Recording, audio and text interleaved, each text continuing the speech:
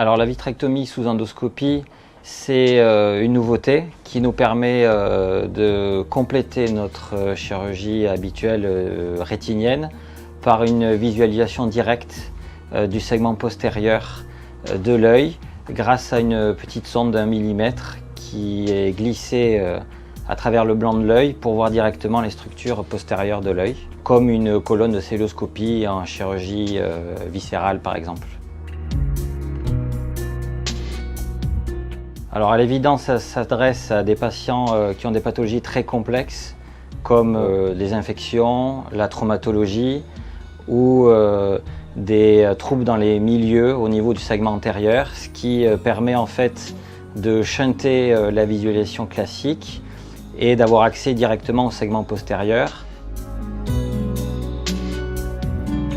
Alors ce qui est déterminant dans cette nouveauté, c'est que la miniaturisation a permis d'avoir des sondes d'à peu près 1 mm dans laquelle passe à la fois le laser, la lumière froide et l'aspiration, ce qui permet de conserver les chirurgies mini-invasives qu'on utilise habituellement en vitrectomie et de les appliquer à cette technique et d'en bénéficier.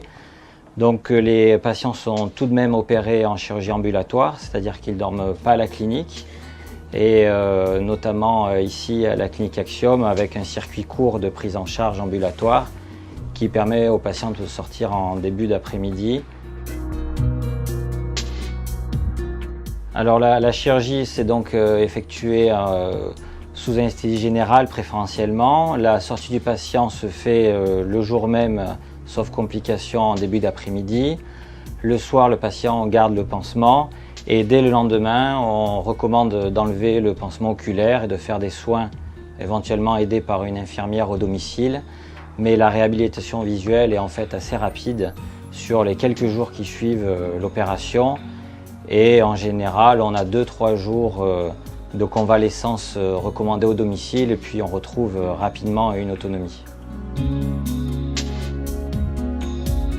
La récupération sportive ou professionnelle dépend de la pathologie de départ. La réhabilitation visuelle se fait en général sur le premier mois. Donc on est loin de la chirurgie de la cataracte ambulatoire qui récupère en 3 jours. On est vraiment sur des chirurgies difficiles avec un environnement préopératoire et post-opératoire qui nécessite un suivi prolongé.